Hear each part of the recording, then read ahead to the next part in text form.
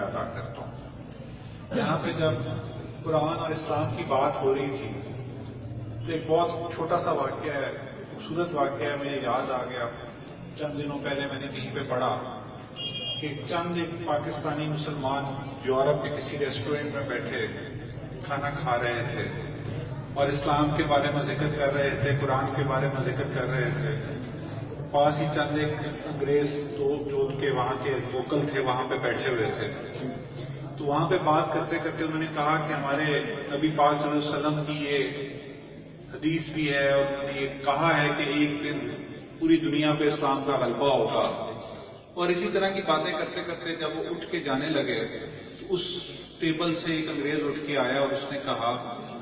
کہ تم لوگوں نے جو ابھی بات کی ہے وہ کیا بات کی ہے؟ اس نے کہا کہ ہم نے یہ کہا ہے کہ ایک دن پوری دنیا پہ ہمارے نبی صلی اللہ علیہ وآلہ وسلم نے یہ بتایا کہ ایک دن پوری دنیا پہ اسلام کا غلبہ ہوگا۔ اس نے کہا اگر تمہارے نبی صلی اللہ علیہ وآلہ وسلم نے بتایا ہے تو اس میں کوئی شک نہیں، لیکن میں تمہیں ایک بات بتاؤں کہ یہ غلبہ تب ہوگا جب ہم مسلمان ہوں گے۔ اس نے انگریز نے اپنی طرف اشارہ کر کے کہا، اور ایک بہت بڑی شرمندگی اس مسلمان پاکستانی کو دی کہ تم جیسوں کے ہوتے ہوئے اسلام کا غلبہ نہیں ہوگا۔ اور اس نے کہا اپنی بات آگے بڑھاتے ہوئے کہ تم برا نہ منانا، مجھے صرف ایک بات کا بتا دو، تمہارے نبی صلی اللہ علیہ وآلہ وسلم نے ہمیشہ کہا کہ پانی بیٹھ کے پیو، اور پانی 3 چھوٹے چھوٹے سپس چھوٹے چھوٹے جو ہیں لے کے آپ نے پینا ہے، سانس لے کے پینا ہے اس کے درمیان۔ تم وجہ بتا سکتے ہو کہ تم مسلمان 4 مسلمان بیٹھے ہو کہ کیا وجہ تھی اس کے پیچھے نبی پاک صلی اللہ علیہ وآلہ وسلم نے کیوں یہ حدیث کا اور کیوں ہمیں یہ طریقہ بتایا پانی پینے کا؟ آگے سے اس نے کہا کہ شاید یہ وجہ ہوگی وہ وجہ ہوگی۔ اس نے کہا 8 میڈیکل ریزنز ہیں، طبی وجوہات 8 ہیں۔ میں نے اس پہ پوری ریسرچ کی ہے۔ میں نے جب پڑھا کہ یہ چیز ہے تو میں نے کہا سن کو دیکھوں تو صحیح کیا وجوہات ہیں، کیا وجہ ہے کہ اتنے بڑے شخص جس کو ہم لوگ دنیا کا سب سے عظیم انسان، کرسچنز بھی مانتے ہیں، یہودی بھی مانتے ہیں کہ دنیا کا سب سے عظیم انسان اگر کوئی پیدا ہوا ہے تو حضرت محمد صلی اللہ علیہ وسلم، کیا وجہ ہے کہ اس نے یہ بات کی ہے؟ تو 8 وجوہات، جس میں اس نے آرتھرائٹس بتایا کہ ان لوگوں میں آرتھرائٹس ضرور ہوتا ہے جو کھڑے ہو کے پانی پیتے ہیں۔ اس کے درمیان اس نے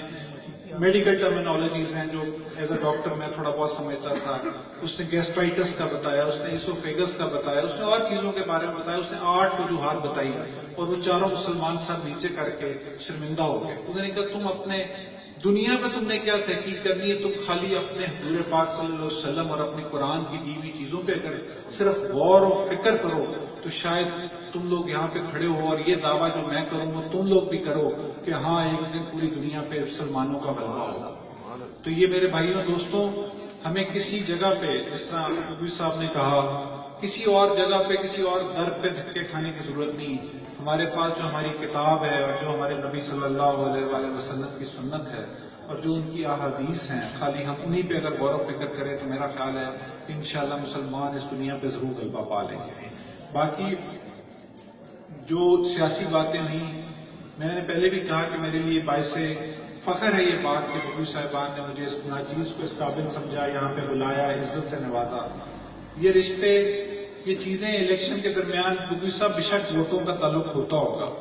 لیکن آپ کا خاندان، جس خاندان نے اس علاقے کے لیے ایک بڑی خدمات ہیں، جس نے اس علاقے کے ایک تاریخی ورثے کو سنبھال کے اور اس علاقے کی اس مسجد کے اوپر جس طریقے سے آپ لوگوں کی خدمات ہیں، ہم پورا علاقہ، نہ صرف میں، پورا علاقہ آپ کا شکر گزار ہے، آپ کے خاندان کا شکر گزار ہیں کہ آپ نے اس علاقے کے اندر اس تاریخی ورثے کی خدمت کی۔ اور میں ہمیشہ کہتا ہوں کہ ہم ہیرا والے، اس علاقے والے،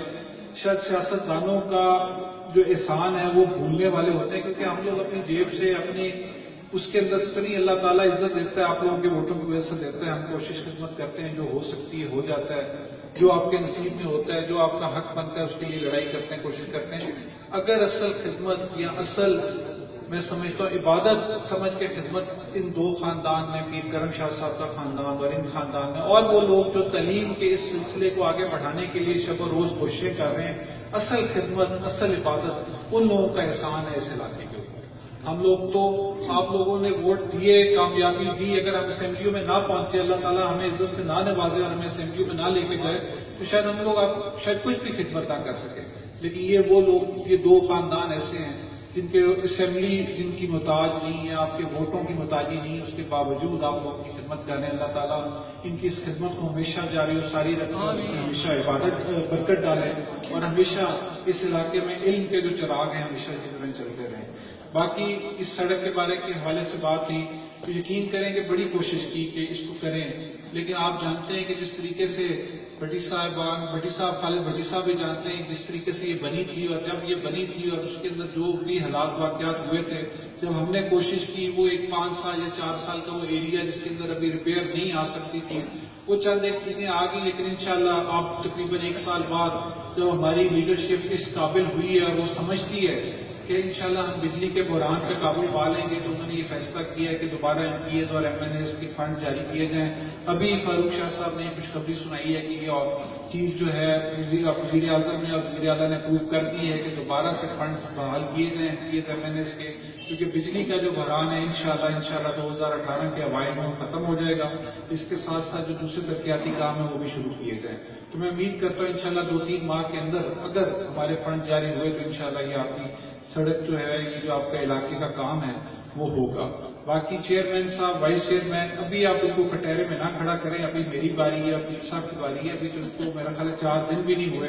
کہ انہوں نے چارج سنبھالا ہے، اور ان کو ہم آپ کے ساتھ مل کے کٹہرے میں کھڑے کریں گے اگر ان کے پاس اختیارات آئے اور انہوں نے آپ لوگوں کی بھلائی کے لیے کام نہ کیا. میں آخر میں پھر تمام دوستوں کا، تمام بھائیوں کا، ان بچوں کا جنہوں نے اتنی عزت سے نوازا، مجھے یہاں پہ بلایا، میں شکریہ ادا کرتا ہوں. بہت مہربانی.